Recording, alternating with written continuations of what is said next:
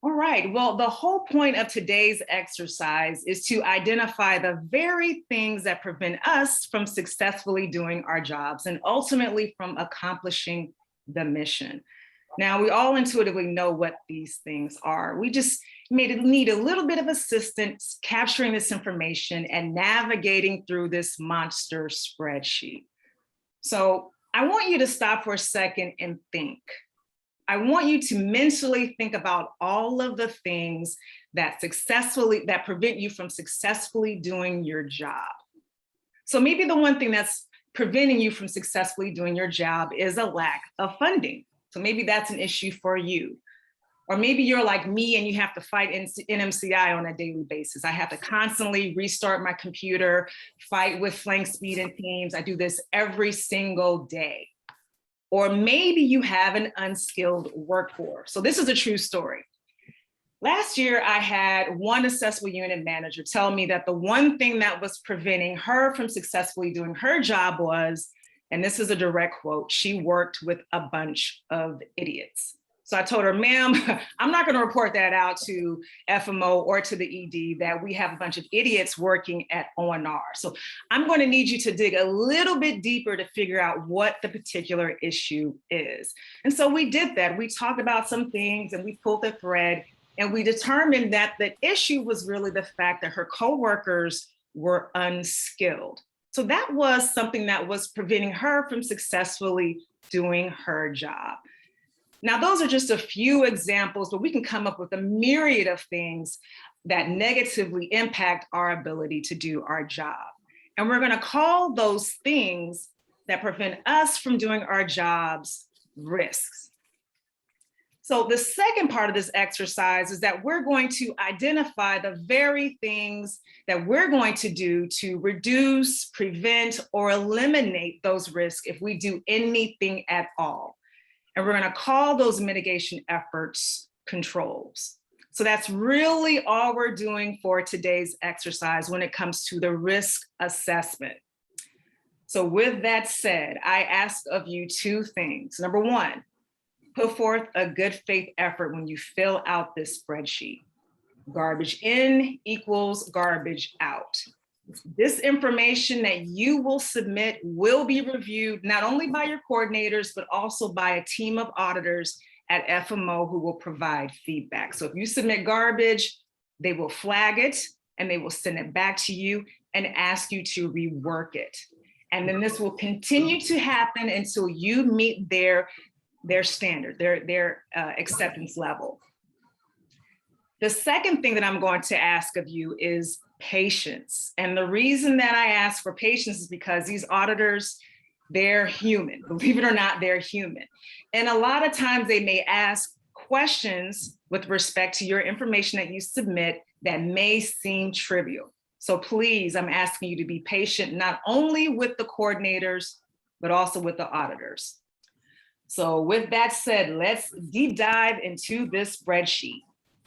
Now, if you look at the bottom of the screen, I'm going to take my cursor and kind of trace the bottom, you will see a bunch of tabs.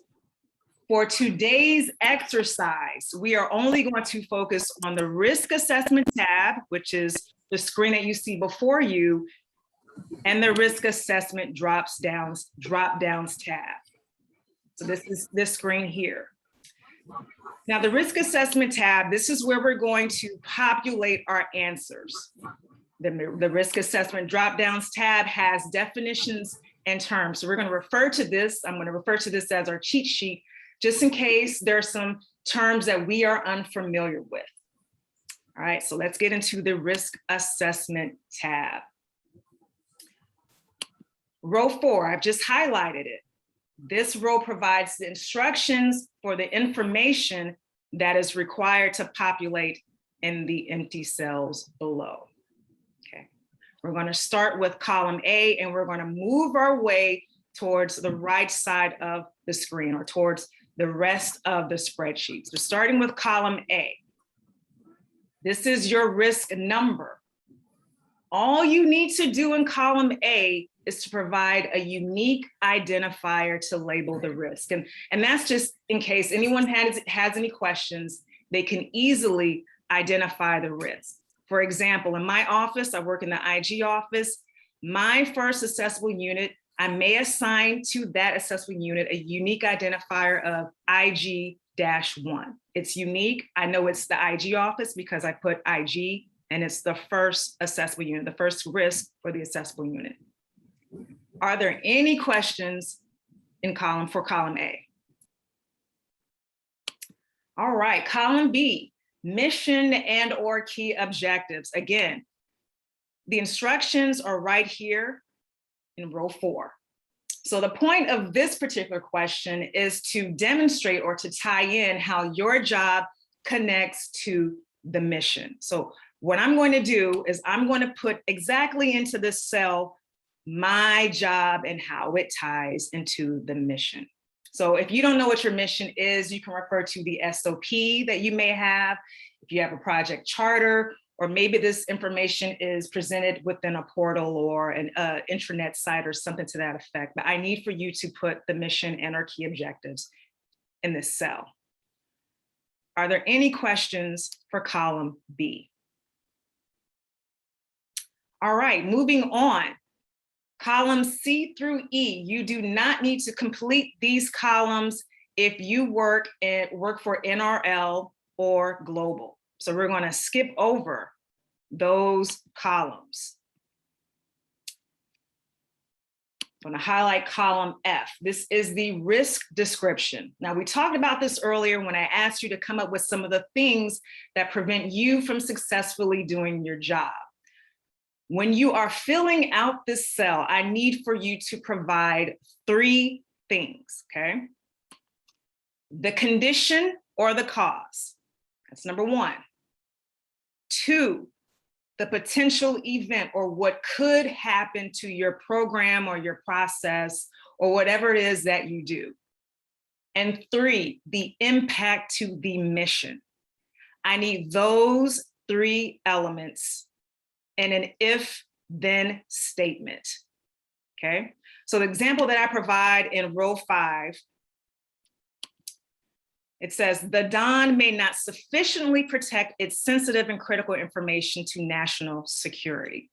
Sensitive and critical information may be inadvertently given to third parties, including auditors, that increases the risk of improper disclosure of sensitive information, which may threaten national security. This is a great risk description. The reason that it's a great risk description is because it covers those 3 elements that I talked about earlier. So we have the condition or the cause. The DON may not sufficiently protect its sensitive and critical information. So that's the cause. The potential event is that this critical and sensitive information may be released to third parties. And the impact is it increases the risk of improper disclosure, which may threaten national security. Now, this wasn't written in an if-then statement, but if I wanted to put this in an if-then statement, I could put it like this. If sensitive and critical information is given to third parties, then that could increase the risk of improper disclosure and so on. I can guarantee you that the auditors at FMO will focus on the information that you provide in column F.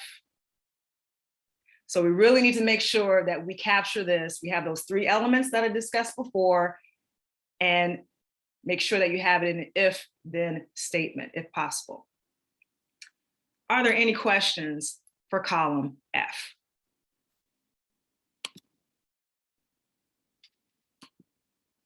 All right, column G, the DON operational or end-to-end process. So in layperson speak, I need for you to review your risk description that you put in column F, and I need for you to tell me what process, which is listed here, you see acquire to retire, budget to report, hire to retire, etc. I need for you to tell me what process it most closely aligns with. Now, you may say to me, Carmen, I have no idea what these terms mean. I think I may know, but I'm not exactly sure.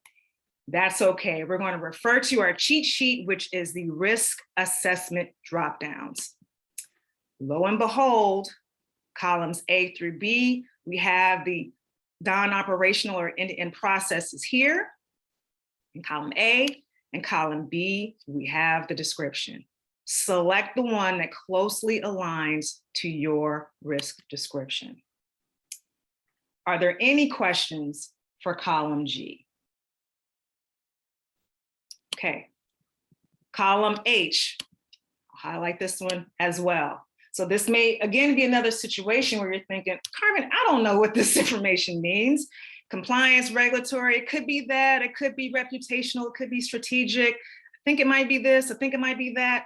Again, if you're not sure which risk objective most closely aligns to what you put in column F, again, please refer to your risk assessment drop-down tab. And this information is displayed in columns D and E. Oh, sorry about that. Are there any questions?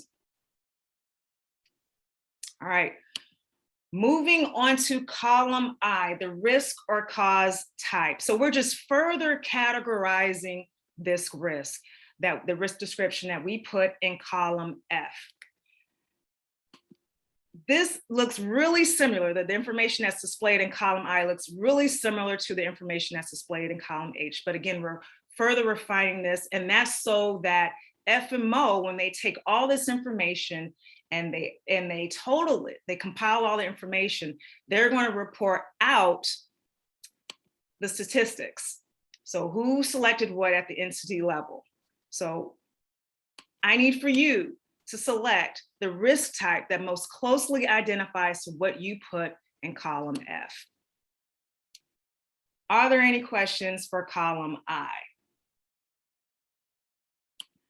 All right, moving on to columns J and K. Let me try to slide over a bit. There we go. If your risk isn't fraud related, then you can select NA for the drop-down menus for column J through K. But if you believe that your risk is fraud related, then please complete columns J through K. So for columns J, we have the fraud risk type. So please select the fraud risk type that most closely aligns to your specified risk. So we have fraudulent financial reporting, misappropriation of assets, and corruption. Again, if you're not really familiar with those terms, please refer to the risk assessment dropdown. I can tell you that the people who tend to fill out columns J and then also columns K, they tend to work in either finance or contracts typically. And then column K, please select the fraud risk factors that most closely aligns to your specified risk. And we have the factors here. Are there any questions for columns J through K? Okay, all right, moving on. Columns L through M. At this point, we're just essentially assigning the likelihood and impact of our inherent risk. So the inherent risk is essentially a risk that is occurring and we're doing nothing about controlling or managing that risk. It's just inherent to the process or to the program. So for this particular example, assign a likelihood that this particular risk will occur, with 1 being very low and 5 being high. So 1 is there, 5 is high. So for this example, I'm just going to put 2, just making this up. And for the impact, do the same thing. I need for you to select what you think will be the impact of this risk occurring. And for this particular example, I'm going to just select 3. And the overall rating should automatically calculate. There's something wrong with my spreadsheet, but it should automatically calculate. Are there any questions through columns L through M? You guys are really quiet. All right, moving on to column O. This is the existing deficiency. Your existing deficiency is where you previously identified your risk, you've previously tried to put controls in place, and you're having serious issues managing or controlling this risk. So you've got a major problem on your hands if you have an existing deficiency. So if this is the case, if you believe you do have an existing deficiency, then not only do you need to answer the steps that are in row 4, so answer questions 1 through 5, but I would advise you to also contact your coordinator. So that would be me at headquarters, at ONR Global, that would be Dr. Oakes or Mr. Summerlot. And we will proceed with some additional steps that you will need to take if you have an existing deficiency. Are there any questions for column O? All right, moving on to column P. So column P is the risk response. So we're just simply asking the question, how are you going to handle this risk? This is another case where we should have a drop-down feature. I don't know what's going on with the responses, but that's okay. I'll figure out what the issue is with this spreadsheet. But the answers are here: acceptance, avoidance, reduction, or sharing. So acceptance means that you're just going to completely accept the risk and you're going to do nothing about it. Just 100% you're going to accept that risk, and what happens, happens. Avoidance means that you're going to completely avoid the situation that produces the risk. Reduction means that we're going to put some measures in place to reduce the risk. And I believe that most people are probably going to select reduction as their risk response. And then sharing is as it suggests. We're just either going to share this risk with someone else or another entity, or we're going to transfer it to someone else. That's reducing our exposure to that risk. Are there any questions for column P? Hey, Carmen, this is Ken Splusky from NRL. Hi. And I work over in the Program Administration and Policy Office. I have a question, as I was searching through old items. So existing deficiencies. Yes. Does ONR have a compiled list from NRL of the existing deficiencies identified in FY21? And will those be provided?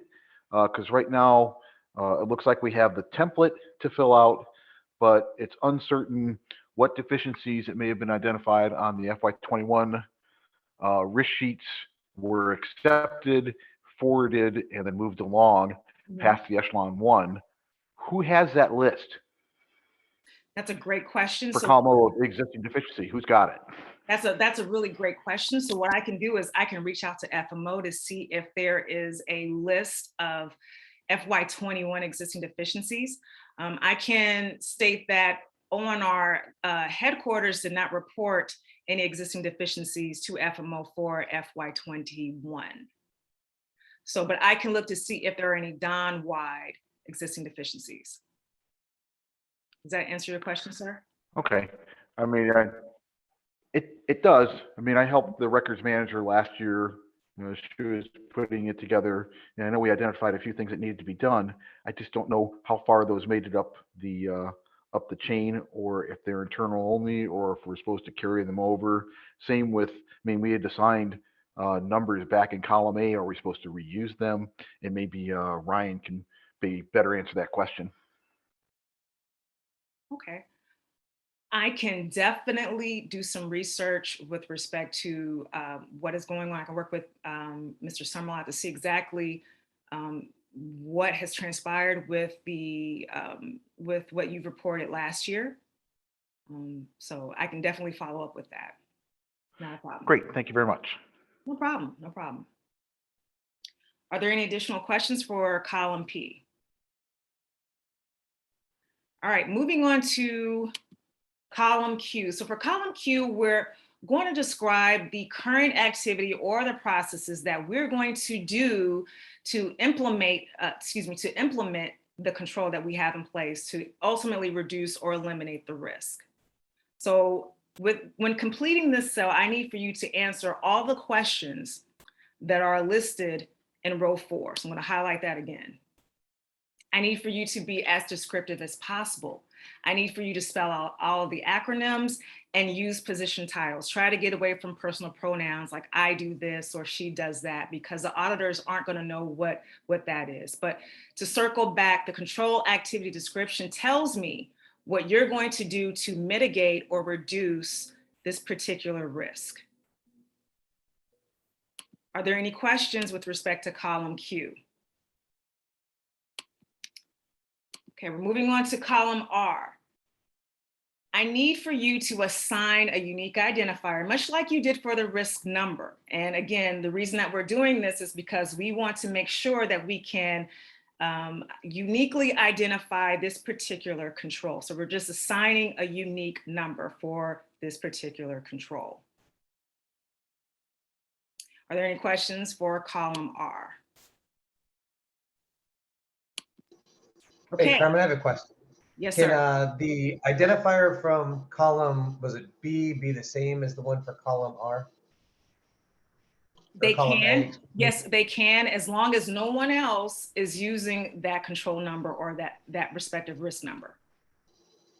Now, is it such a thing that when these are all sent to me and compiled, can I change those in case they do match, you know, two different codes within NRL are using the same identifiers? I can go ahead and change them out? Yes, you can, but I would recommend notifying the accessible unit manager or whoever's filling out this particular spreadsheet so that they know that you've changed the number. Because what's going to happen is once you compile all the responses, you send that to FMO. FMO will provide their feedback, and it's going to be one monster spreadsheet with all of the answers. And my fear is that if you change it and if you don't tell the accessible unit manager, then they're not going to know which line applies to them, or they're going to have to do a little bit of digging. So my recommendation is just to let them know that you've changed it. Perfect. Thank you, Carmen. No worries. Any more questions about column R? Okay, column S. So this is the control type. So once again, we're just simply categorizing the control. So ICFR means, or excuse me, ICFR or internal controls over financial reporting means that the control deals with financial reporting. ICFIS, internal controls over financial systems, means that it deals with financial systems. And then ICORO, internal controls over operations, means that the controls deals with operations. Just select the one that closely aligns to your control. Column T, FY22 testing. So this question simply asks if you're going to test or evaluate this control for this fiscal year. 99% of the time, you will do this testing. There was only one occasion that has happened last year where the person did not perform any testing, and that was because their program was so new, they didn't have really any controls in place, so they couldn't really effectively perform an evaluation or a test on that control. However, everyone else should be performing a test on their controls.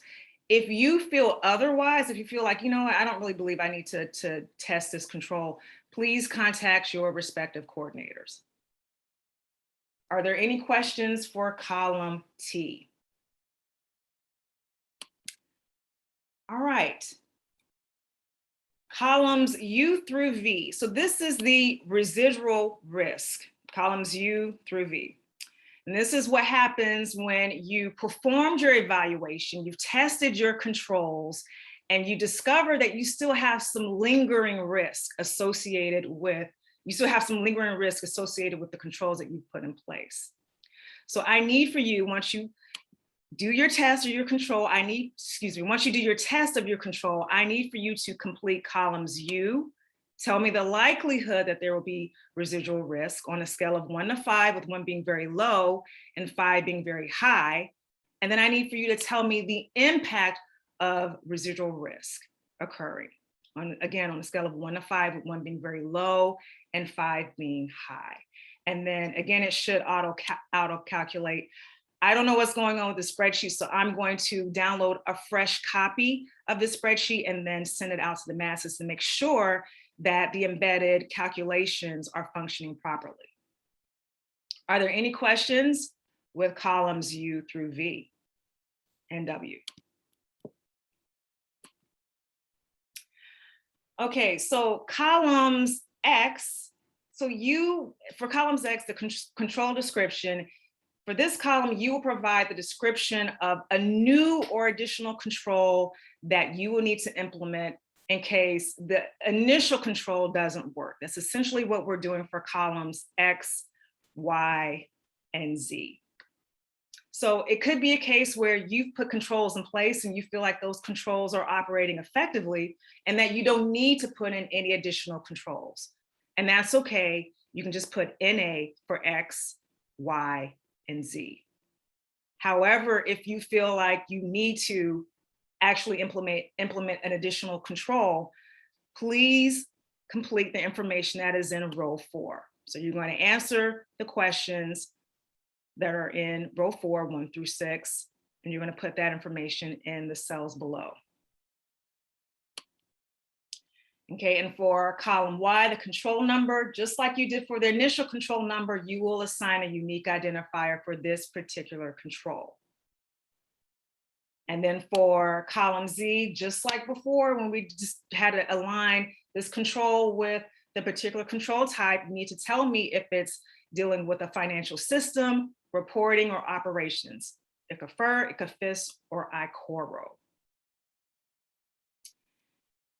And then for column AA, you need to tell me whether or not you're going to perform testing for this additional control. So again, it should be yes, if you have identified an additional control.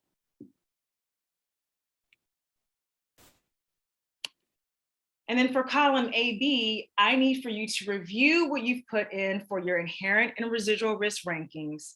And I need for you to tell me the risk priority. So is it a priority 1, priority 2, or priority 3? And please refer to your risk assessment dropdown if you need a refresher on what qualifies for priority 1, priority 2, or priority 3. And then probably the easiest column of all, column AC. This is the information pertaining to who did this particular spreadsheet. So who's the risk owner, and please provide your contact.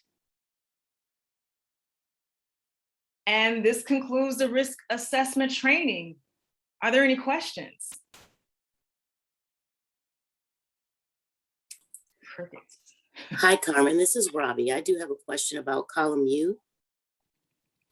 Let me go back to that column. Yes, ma'am.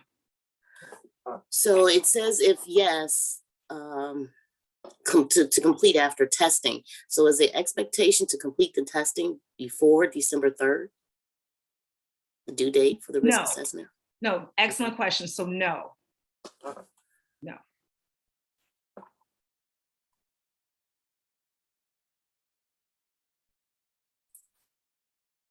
Hi, this is Mary Ellen Dixon. I have a question. Yes, ma'am.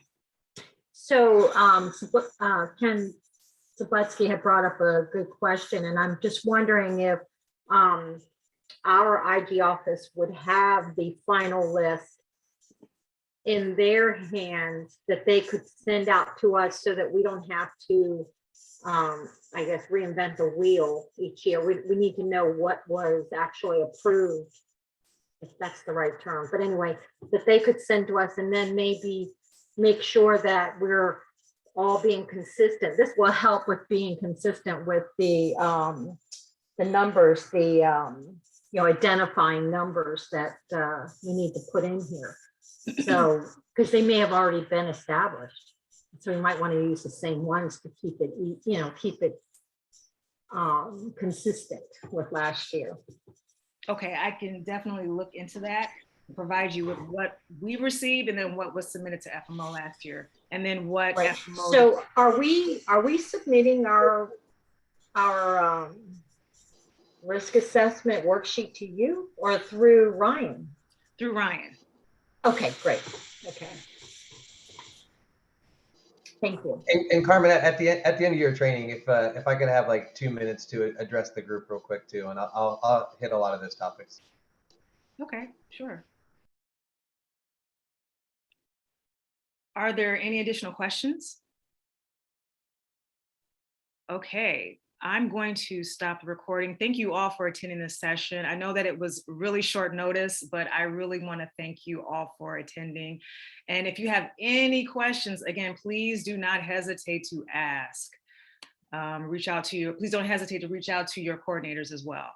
Okay, now let me figure out how to stop recording.